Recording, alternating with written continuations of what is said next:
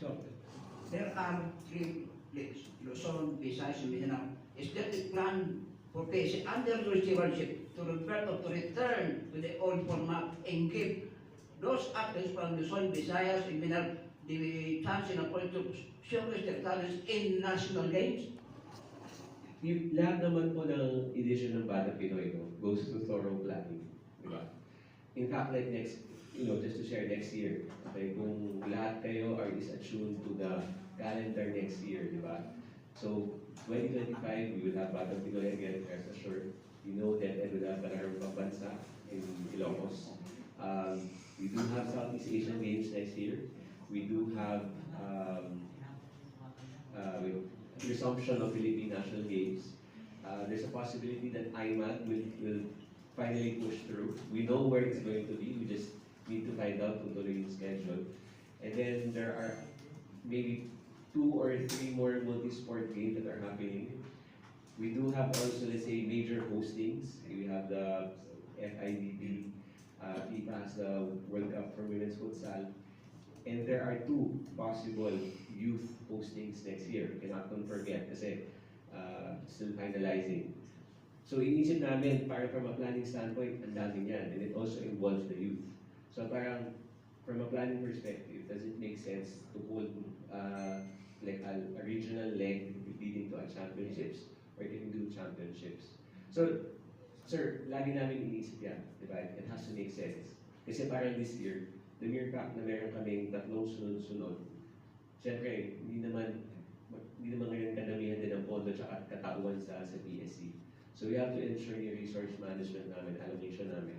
So as whether Batang Pinoy yan, Philippine National Games, Philippine Para-National Games, we can execute at 100%.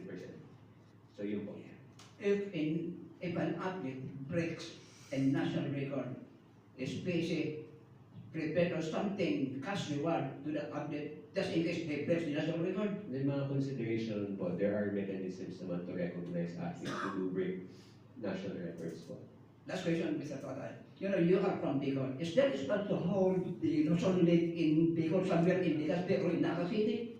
Alam naman po natin na recently, di ba, yung Sorsogon had their inauguration of the new sports stadium. No? Si Bicol din, I remember before we were in Legazpi, pinag-usapan rin namin holding Batang Pinoy there.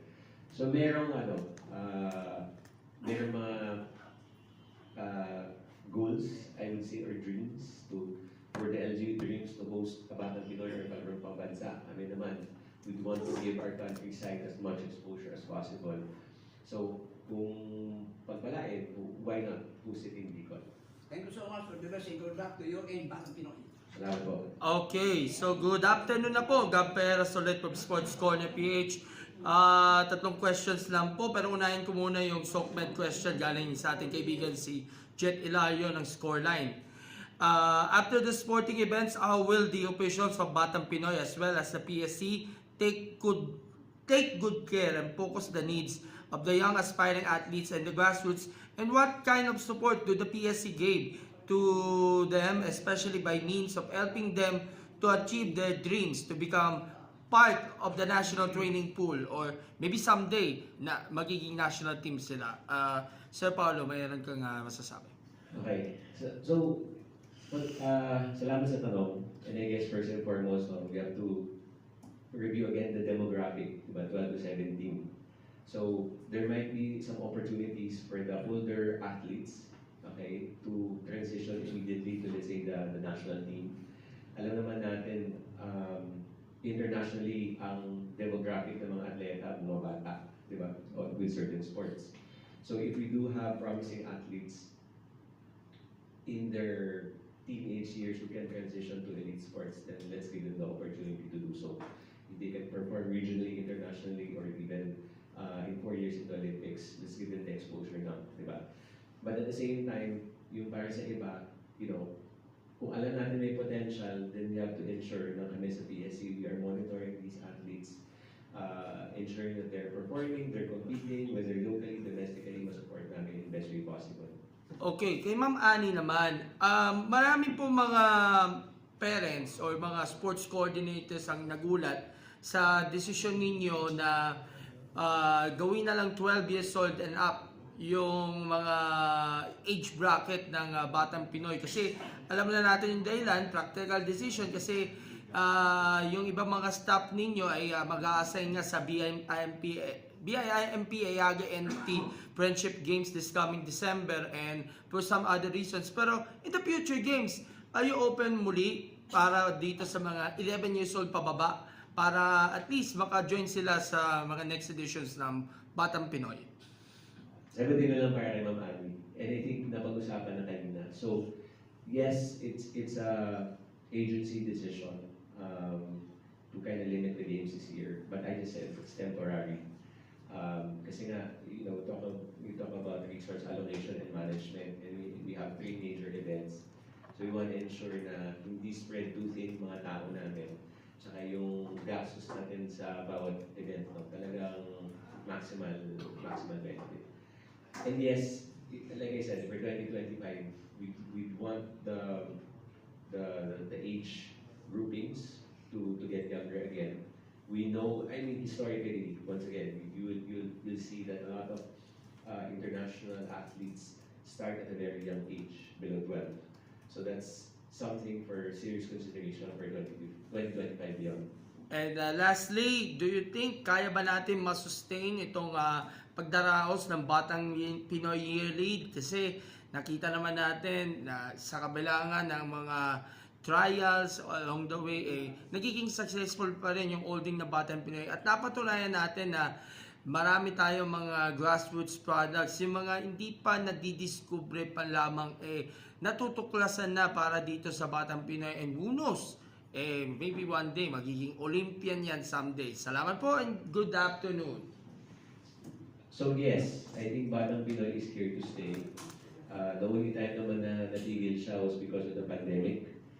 And rest assured na Batang Pinoy is something really look forward to by a lot of the LGUs, the families, and especially the young athletes. So, habang Adidas PSC or whoever leading sports agency, I think Batang Pinoy will be here to stay because it should be something, it's a program that, let's say, the kids should be exposed to for them to display their talents with regard to sports. Thank you. Ma'am Annie, meron pa bang idea yung percentage ng mga graduate ng Batang Pinoy na naging national team talaga? Di ba? Kasi 1999 pa ba? 1999, no? 1999. Oo, sa Bacolod. Yung Batang Pinoy. Actually, Miss Judith, since may pinagawa ako nung ako'y dating head ng NSA Affairs Office. So, isa sa mga pinagawa ko sa staff, i-capture doon sa kanilang profile ng mga MTP, singing products of Batang Pinoy ng PNG. And as of 2022, nagkaroon na 274 na BPE and PNG products na naging members of the MTP. So 193 from PNG and 115 from Batang Pinoy. So as of 2022 lang yan. So, ika-capture pa namin yung kasunod, yung 2023 and 2024.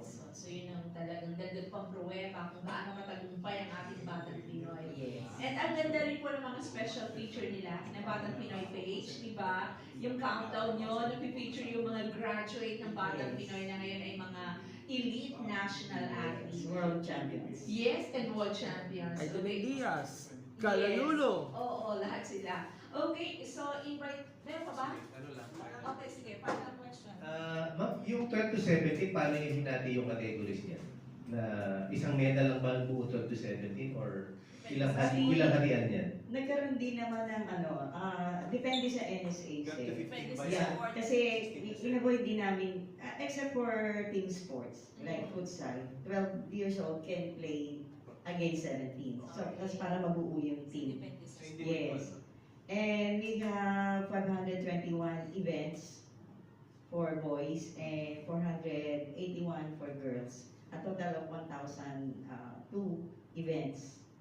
And we are expecting as medal at stake of 1,550 for gold, 1,550 for silver, and times 2 namin yung yung bronze medal. Yeah.